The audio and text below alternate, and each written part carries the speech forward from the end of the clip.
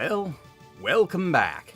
We've only been away for 3 issues and it already looks like some bad stuff is going down. Wonder what's been happening since Knuckles went off on his own adventures. The cover makes a pretty strong impression, with Sonic holding an unconscious Sally in his arms while holding Uncle Chuck by his arm while hovering over some sort of crumbling mechanical landscape behind them. The characters look amazing, but I will say it is pretty difficult to discern exactly what the background is of. We open on Sonic and Sally standing in a junkyard near Robotropolis waiting for Uncle Chuck, as he's called the two of them there for some reason. He pops up from underneath a junk pile, revealing a rather immaculate-looking stairwell leading down into the ground. He's been a bit busy since returning to Robotropolis and has furnished himself a super-secret spy base on the city's outskirts. Sonic and Sally don't have much time to marvel at it, however, as Chuck reveals the reason for his calling him there. Through his monitoring, he's discovered that a massive earthquake is about to hit Robotropolis, and hit it hard. Chuck reveals that Robotnik not only knows about the quake, but will be leaving the city for the duration of it, temporarily leaving the place totally defenseless, meaning that they will be able to make a move against him during that time. Meanwhile, Robotnik and Snively are just finishing loading all of the SWAT bots in the city onto a giant saucer, boarding it to escape the quake. When Snively asks what will happen to all the other robots that they're leaving behind, Robotnik quips that they're just machines and then orders takeoff. Of course, the robots left behind aren't just robots, as Chuck points out. They're roboticized Mobians who are going to be defenseless during the quake.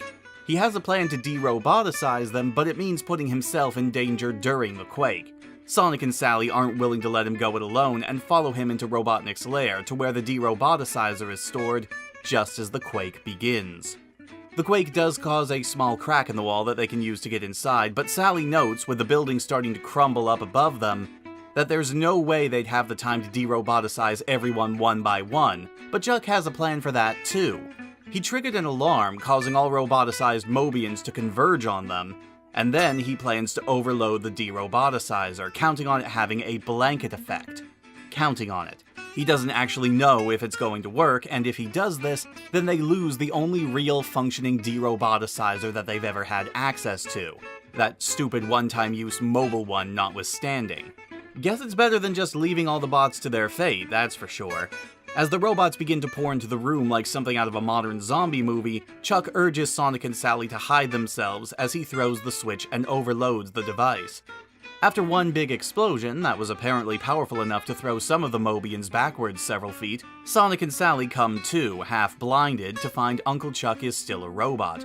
He explains that he didn't de-roboticize himself because he's much more valuable as a spy.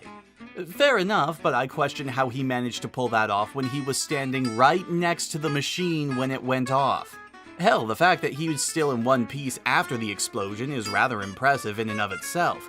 But the more important thing is that his plan worked. All of the roboticized citizens that were nearby when he set off the machine are now completely free, flesh and blood again. Sonic and Sally manage to rally the disoriented citizens and get them running out of the building, which is of course still crumbling around them. The worst of the quake still to come. Sally notes that there's no way they'll be able to get out of the city before then, but luckily, Rotor flies a frickin' jetliner down into the city, landing it in front of them. Where did he get it? How did he know to come and pick them up? It's never explained, yay for plot holes. He says that due to the amount of people, however, there's no way he'd be able to fit them all on. At least 2 of them will have to stay behind. While Chuck initially tries to stay behind himself, Sonic and Sally manage to argue that they should stay behind, Sally even having a sweet moment where she promises she'll face whatever happens together with Sonic. Aww. As the plane takes off with all of the citizens, Sally notes that Nicole might be able to calculate a route out of the city for them to avoid the worst of the quake, but as she stops moving, a large boulder falls from above on her and, surprisingly, Sonic doesn't react fast enough to get her out of the way. She takes the full brunt of the rock, half pinned underneath it. Sonic gets her out, and while she's still alive, she's not in the best of shape. Nicole tells him that she has the fastest way out of the city calculated and urges him to go as fast as possible to get out of there. And Sonic does, dashing out of the city as fast as he can, dodging around the chaos and destruction caused by the earthquake. But the route is blocked by a wide chasm of lava, which is quickly compounded by a falling tower. Sonic, thinking quickly, notes that there's a big hole in the tower. Unable to stop running, he decides to chance something stupid and takes a leap of faith, over the chasm and right through the hole in the tower, running the rest of the way to freedom. A day or so later, back in Knothole, and Sally's still a bit beaten up, but is alive and well, apparently well enough to stand up on her own, and proudly awards Uncle Chuck a medal for his heroism in rescuing all of those Mobians. Sonic receives one as well, but gives his to Nicole, stating that he might have gotten them out of there, but it was Nicole that gave him the route out of there, so she is the real hero. Again, a rather sweet gesture, and Nicole seems more than happy to accept.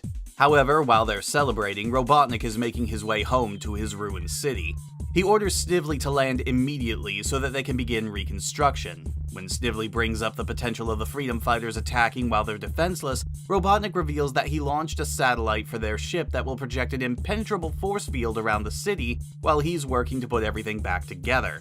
However, Snively activates the force field just a tad prematurely and ends up pinging off the side of it, tumbling down to the ground.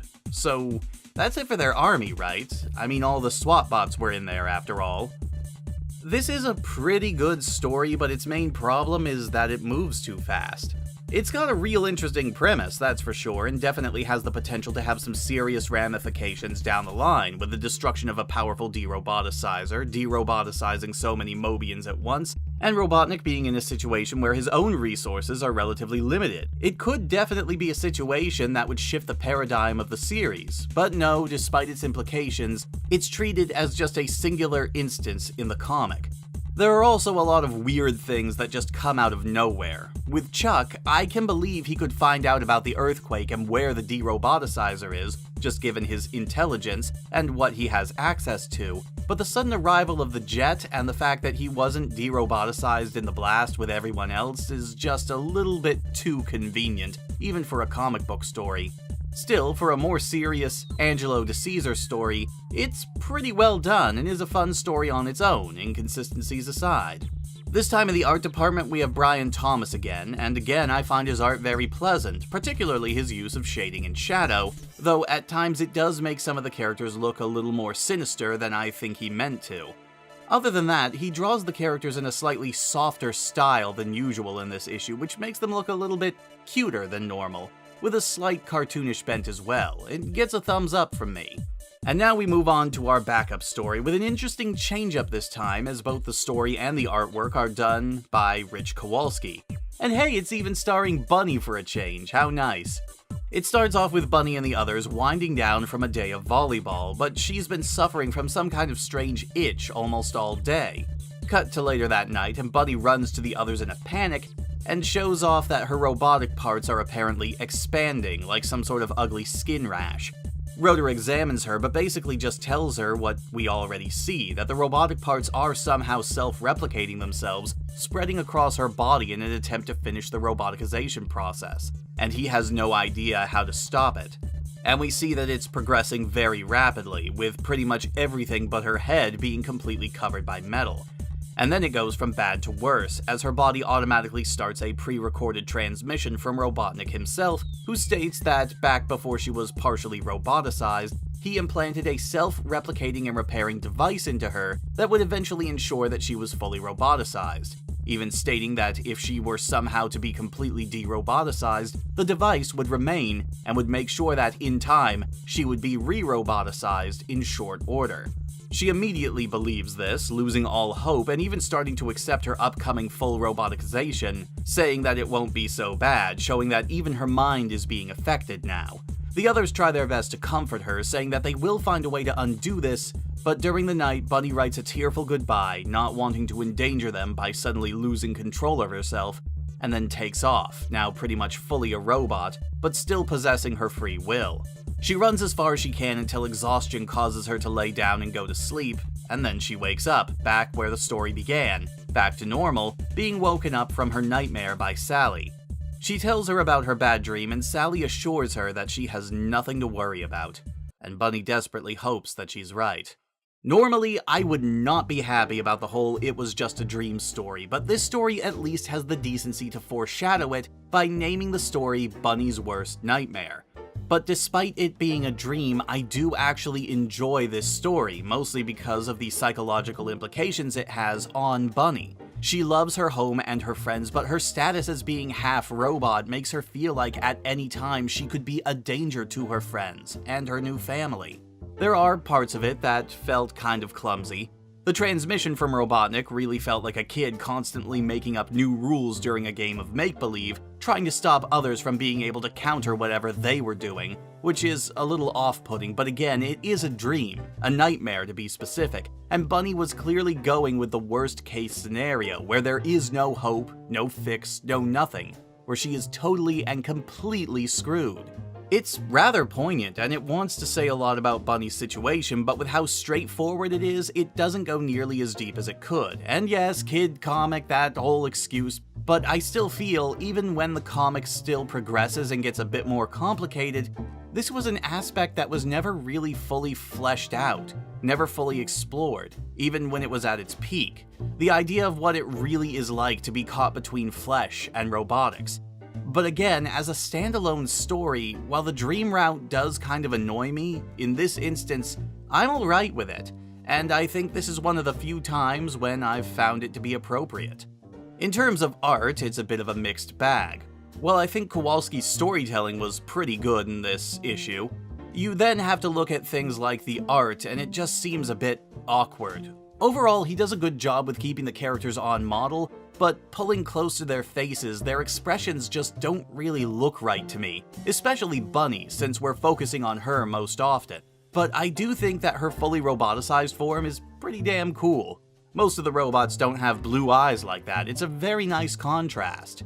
Next time, hoo boy, we have a weird one in issue 38, folks. And not weird in the funny it's all played for comedy way either, it's just plain weird. I'll see you all next time, everyone.